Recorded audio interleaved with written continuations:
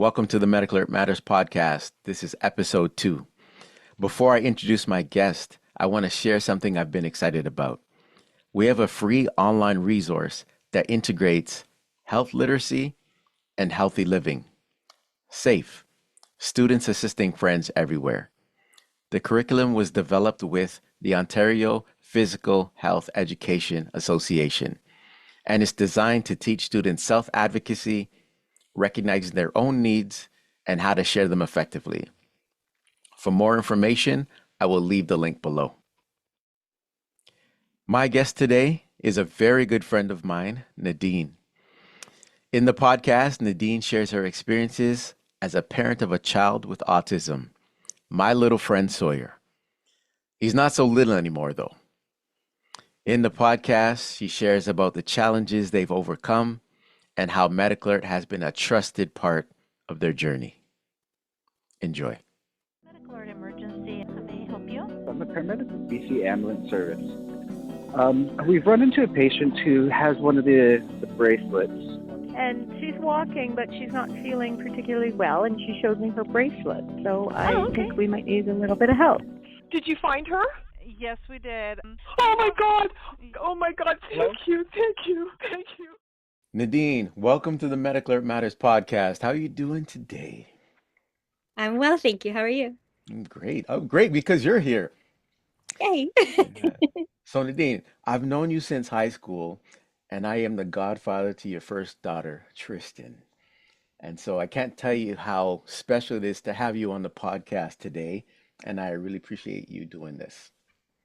Thank you. I'm happy to be here. Oh, thanks. So Nadine, one question I have for you specifically is and it ties in to do with your background and understanding and experience with healthcare.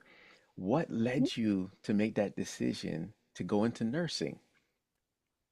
I think I've always wanted to be a nurse. I remember sitting in the doctor's office when I was a little girl with my mom and just watching and being like, I want to do this. I want to help people. And it's just always been in my brain since I was a little girl. It's something I wanted to do. It's important to me. And when my grandmother was ill and in the hospital, I seen a lot of different nurses come and go, some treating patients the way I think they should be, some not so much. And I wanted to be one of those people that made people comfortable, help them feel better, stuff like that. Mhm. Yeah, and I know about that decision because I was part of it and everything. Okay, thanks for letting me know that. Now, Sawyer, can you walk me through Sawyer's journey with autism? Because I think a lot of parents are going to relate to this. Can you let us know when did you start seeing signs and what was the process like getting his diagnosis? Sawyer was very young to be diagnosed. When he was around 8 months old, like I noticed some things were a little off with him. He didn't sleep well. He cried a lot. But his interest in things was very different. He preferred to have shadows on the ground and he'd go by them and he would sit and just do things like this. He'd seek that sort of thing. And as he got older, he really didn't speak. He didn't speak till he was almost 3. So he didn't speak. He was very, very repetitive in the things that he liked to do. And what we call a stimmer. He likes to do things with his eyes. And he would run very close to items. He would just do odd little things that um, you didn't, that were different. Hmm. And I had the chance to be around other children with autism through my nursing, and just some of the things started clicking. So went to his doctor, and at first he's like, no, no, it's, he's the third child, he's a boy, the typical things. But I kept pushing, and I asked for him to be assessed. And I was really lucky. We got a cancellation because the wait lists are actually quite long. But we got a cancellation and we got him in. And at the time, he did make a little bit of eye contact. He was 20 months old when we first got his assessment started. And when we walked into the doctor's office, she was like, oh, she went, hi, Sawyer. She goes, we're not going to have the diagnosis that we were expecting. And I was like, oh, okay. Hmm. And 2 minutes later, into her assessments, doing things, she literally put her hand on my knee and said, "I'm so sorry." He was diagnosed in the severe range. He went through lots of different assessments through Bethesda, through a doctor.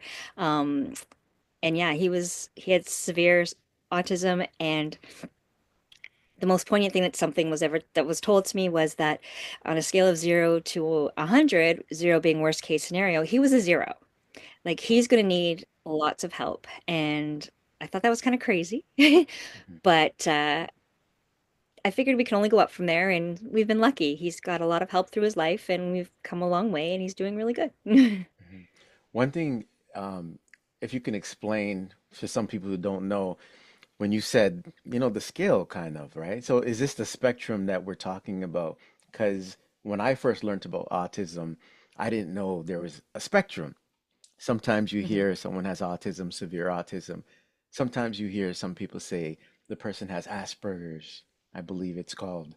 But that's the spectrum that you're talking about, and they put them on a Yes. scale, I believe then. Yeah, so back when Sawyer was diagnosed, there was Asperger's, which was kind of like, non-severe autism, and then there was, like mediocre and like severe, and you really didn't get much help unless you were in the severe range. So it was kind of a double sword blessing, like because we didn't want him to have severe autism, but this is the way he was going to get the most help.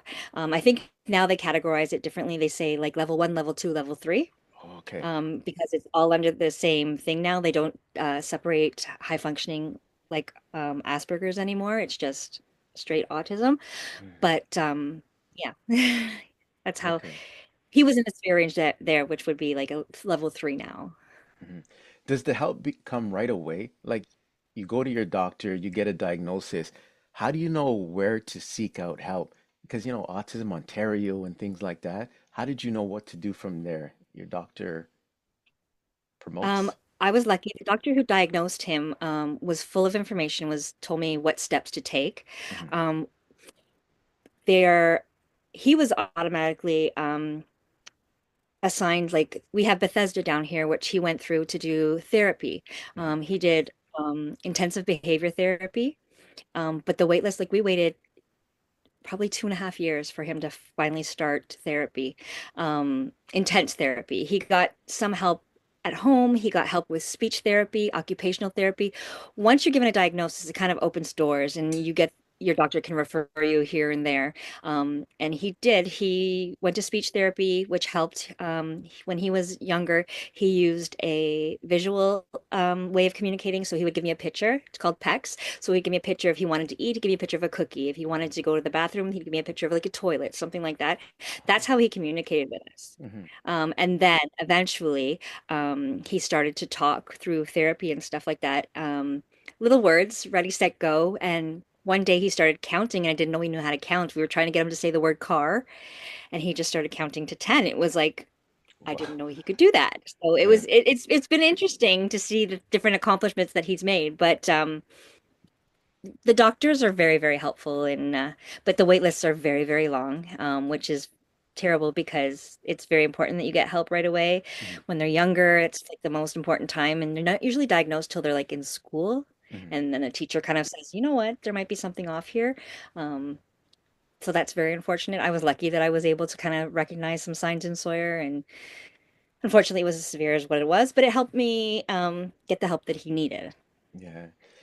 I wouldn't know to look for those signs if we're talking about back in the day. But that's why I think I Mm. asked you that question about nursing, and your background too. So you kind of knew the things to look for, maybe, because some people Mhm. just don't know. They know Absolutely something's not. off, but they don't think, oh, it might be this. But yeah, And you never want to think there's anything wrong with your child either, right? right. Um, and so yeah, and they do. Back then it was like, oh, he's your third child. Oh, he's a boy. Oh, his siblings will talk for him, and you're like, okay, but I think that's why I'm very thankful that I went into nursing and that I had some experience behind it that I could push for him and really Mm, advocate for him because he needed that. And that's my proudest thing, I think, is to be able to be that advocate for him. mhm. That's important because he couldn't do it for himself. Yeah, and I remember talking to you over the different years too, on the different progressive steps he was making. And yeah, Mm. you're a real champion, and I'm proud of you for that. Now the next thing. So I remember in 2018, MedicAlert partnered with Niagara Regional Police, and we were having the launch in Niagara, and I was telling you you should go to the event, and specifically because MedicAlert has an Autism ID with the blue and red emblem, and that's when you made the decision to sign Sawyer up. Do you remember what that experience was like?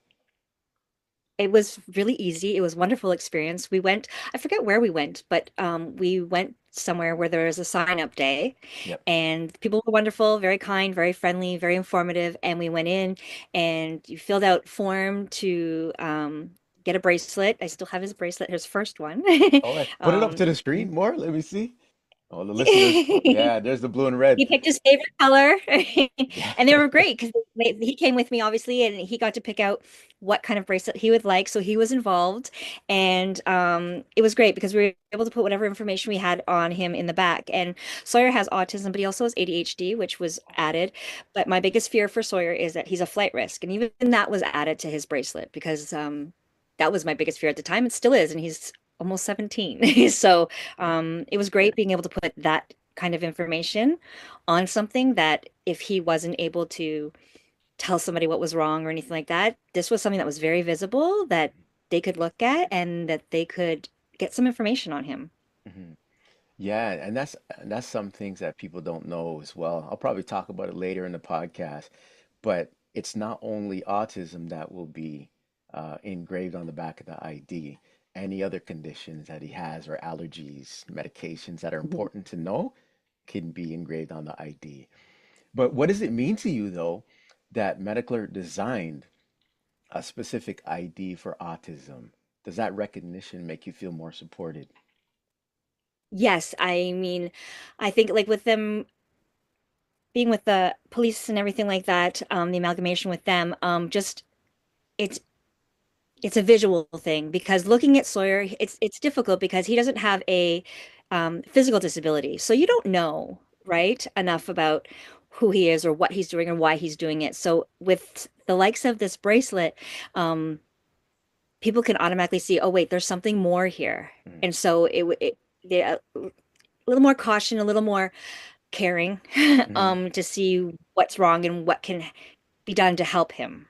Mhm. So it was just I found that with having the bracelet, there was a little bit more of an understanding. Mhm. People weren't as quick to judge, Mhm. that kind of thing. Yeah, So it was very important that way. yeah. So that now this leads to my question. As we know, emergencies happen. We already know with our parents too, but emergencies can happen at any time. And how do you feel? So you're wearing the medical alert bracelet.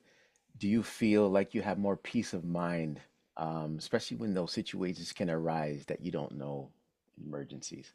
Definitely. It has information on there, and so Sawyer is a runner, and so he is. We've had a lot of scary things happen where he's run, and when he's in that flight response, he doesn't think about traffic. He doesn't think about anything but getting out of whatever situation he's in so he's away from whatever triggered him. Having the bracelet, people knew who he was, people knew his name. There was a way for them to figure out who he was and that he could have needed help and like he needs help. There's just that extra sense of security there that they're gonna find him. They're gonna see what that is and help him without judging, without anything like that. It's hard to put into words, but it's that extra piece of security Hmm. that is there's so much unknown with autism.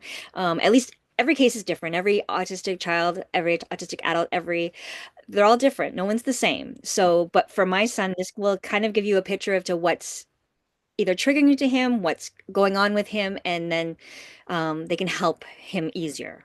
Hmm. Does that That's make so true. sense? It makes sense. It makes sense. And before I get to the next question, his friends in school, do you know, do any of his friends have the medical alert ID, or is he the only one that has it? I, I'm not sure to be honest with you. He has And when he was elementary school, he was the only one Oh, that wow. I knew of that you could visually see. So for me, I like Sawyer's bracelet because my sister has one. Hers is just a plain bracelet, silver bracelet. So I Yes, it is. recognize it, but Mhm. maybe not everybody will. But his pops. You see it, you know Yeah. it's not just jewelry. It's not just so it was nice that but it was still fashionable. He would wear it willingly, you know. Yeah, yeah. So he would it was reassuring. He has a group of friends that he hangs out with in school, and I do believe some of them may also have autism, but I'm not sure if they have the bracelets. It's probably something we could look into. Yeah, we can promote because when we Yes, had our No Child Without program, we used to promote in all the schools, and it was in all the schools. it When I was say all in the I schools, remember it was in a majority of schools in across Canada, but Ontario for sure. I remember Oh, seeing it in Sawyer School, his elementary school. yes, yes. So now we're on the topic of school. What are some of the biggest challenges in school specifically in terms of triggers and behaviors? Were there some challenges there for you? And does medical, of course, helps in those moments as well? For sure. For Sawyer, again, everybody's different. For Sawyer, his biggest trigger was um, crying. Anybody Oh, upset, anybody angry, anything that would cause tears, someone falling, someone getting hurt, someone arguing, someone just sad, they're really big triggers for him. And as soon as he sees like a tear or he thinks that one's going to happen, he bolts. And I mean bolts. He doesn't think about where he's going. He's left the school on many occasions. mhm. Um, in elementary school, they ended up locking a gate around the school because he would get out. In Wow. high school, he made it home one day. He came home and I was like, "Hi," Mhm. which is scary, very, very Wait, scary. how far is the school from your house? We're lucky; we're not too far. He down the street and up the street, so it's not a major street, but it's a very busy street. Mhm. And like I said, the fear is still there because he will just cross the road without any looking or No anything like he awareness. pan Yeah. there's zero awareness. Mhm. So that's really hard. But that's one of his major triggers, but smells are a trigger, lighting can be a trigger. There's he doesn't like to make mistakes. And so if he's doing something, he's working on something and he makes a mistake and it doesn't go right, that's a trigger for him. Um and in elementary school it was harder. He would like throw desks. He would Oh, it was a lot in elementary school. We went through a lot. In high school, it hasn't been so bad. He often leaves the classroom. They've given him a safe spot to go to. Mhm. He doesn't always go to it, but he leaves the classroom and he doesn't run as far on most occasions. But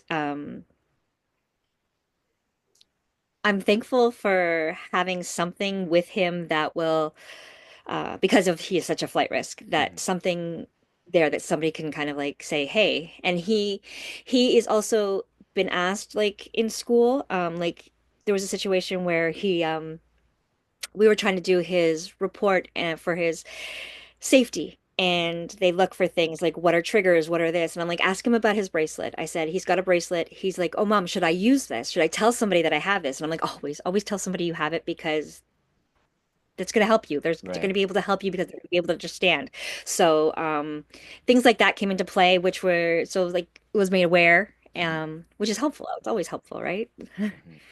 And that's something that I mentioned in the beginning of the Mhm. podcast, our SAFE program, Students Assisting Friends Everywhere. And it's about self-advocacy. So the audience is going to learn about that. Oh, but one particular question I believe I had for you, though, when it comes to sibling support. So thanks for Mhm. sharing all the information about school. Now we're turning to home. So Mhm. you can share if you'd like. But Sawyer has two siblings, and they're Yes. in his journey, his autism journey. How is the support like on their side, and how do they cope with some of the challenges? That's a very good question. There have been lots of up and downs. I'm very lucky. Sawyer is a very lovable guy and is very loved by his sisters. Mhm. They're very close. I'm very thankful for that because it can be very difficult sometimes. Plans change immediately. We can't go out to eat at restaurants or anything like that because the smells, there's just too many triggers. So we don't do, things like that. Um, I was lucky with Sawyer going through Bethesda for his therapies. They did have programs for siblings where they'd have sibling nights. They'd Oh, have nights where they could come in and they could talk and kind of like get stuff off their chest if they needed to. There was also the brothers and sisters programs that his younger sister was offered if mhm. she needed it, because if my time wasn't available to them, that there would be somebody that there was.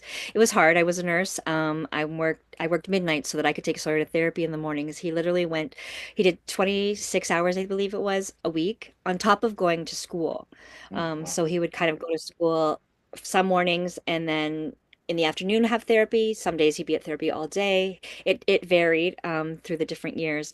But I had some family support, which was nice too, from my dad, my sister.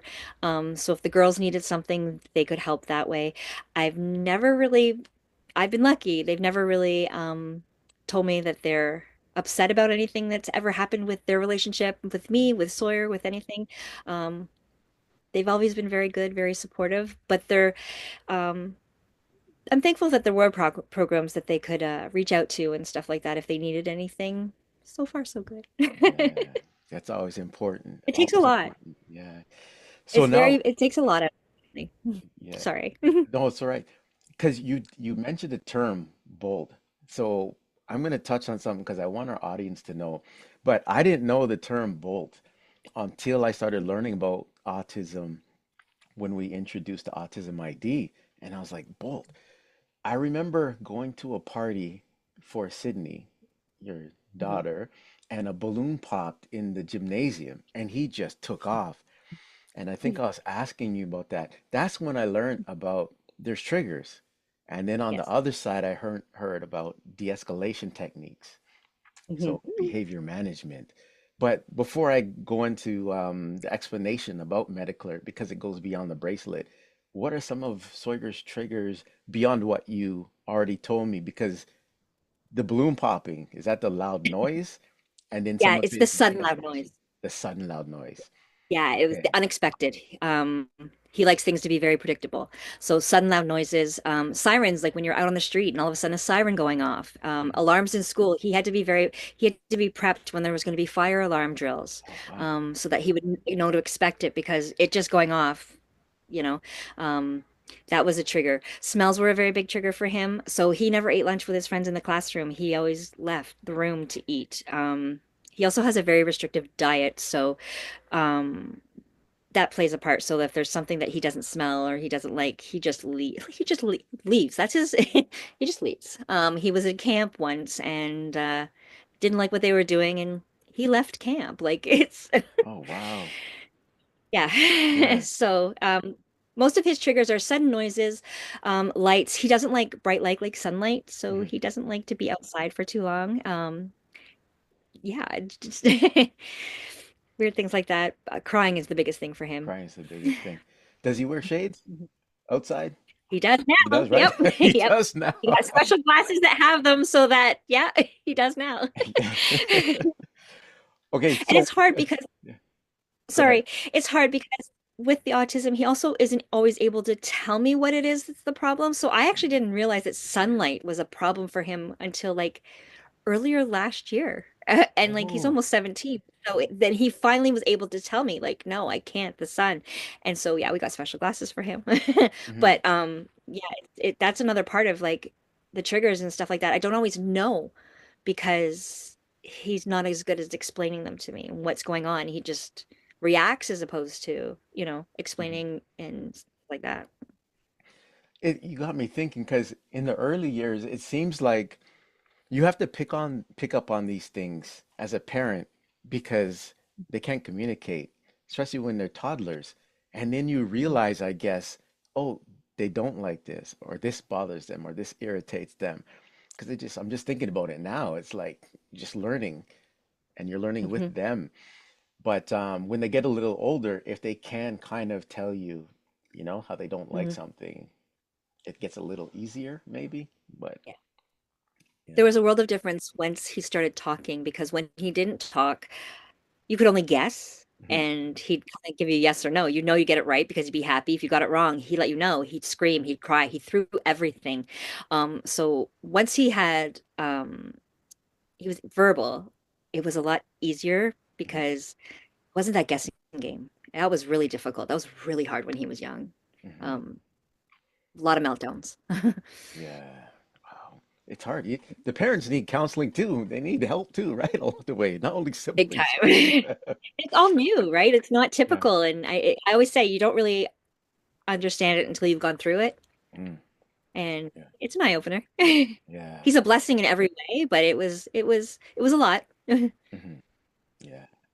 So now I want to let the audience know as well, because with MedicAlert, it goes beyond the ID. So we create a detailed medical record with additional medical conditions, allergies, even if there's implanted devices in our subscribers, medications they're taking.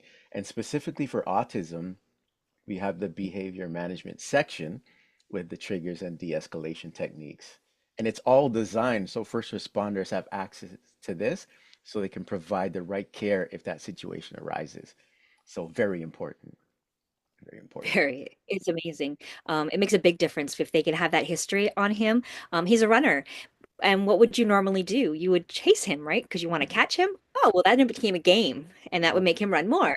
yeah. So, yeah. So, at least it gives, if there's somebody that's there with him that's trying to help him, it's going to give you some tips on what's going to work best. That Yeah, is a game changer. yeah, yeah. So now, if there's one thing that you want the listeners to take away about MedicAlert and Sawyer's journey, what would that be? It was so nice to have somebody behind you that's willing to work with you and your individual situation. Because, like I said, on the spectrum, there's so everybody's different. But they've given us the ability to give him something that one he can advocate for himself, saying, like if he can't speak, he can't do anything. He was able to tell them they need a bracelet. Two, um,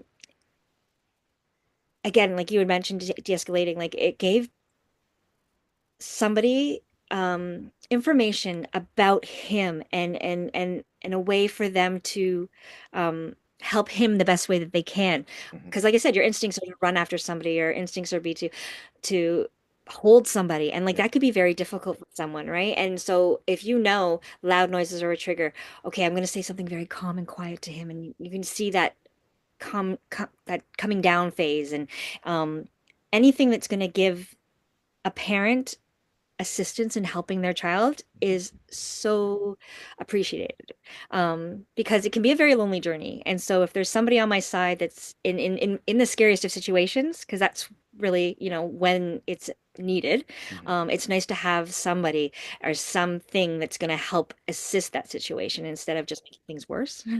Right. you know MedicAlert speaks for you and you can't. yes, yes, Yeah. exactly. It's Okay, really Nadine, this is the last part of the podcast. I have the MedicAlert Matters question in my hand. There's two questions, and you're gonna choose which one for me to read out. So, do you want me to read my left hand or my right hand?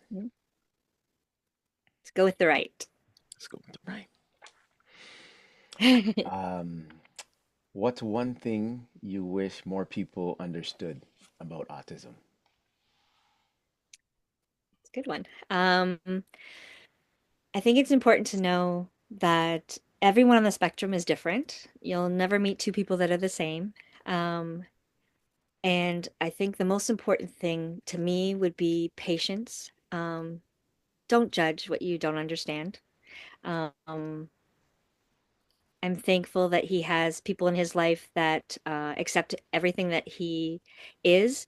Um, but the autism journey is an interesting one. It's lots of successes, which are so fun to celebrate, lots of very anxious moments that are sad and scary, but so much worth celebrating. So I think my biggest takeaway would be like, don't judge a book by its cover, be patient, always be kind, and yeah, they're all different and they're all beautiful in their own way. So it's very important that you let them be who they are and kind of come into their world because it's a pretty fun place. Oh, I like the way you said that. Come into their world. I think I'm gonna make some t-shirts. I'm gonna make some autism t-shirts. Come into their world. Beautiful. All right. So now this is the end of the podcast. Thank you for tuning in, and thank you to my guest and my good friend Nadine.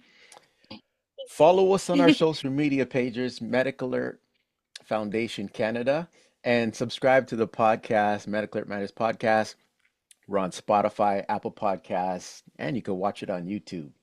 Like and share, and until next time, stay informed and stay safe.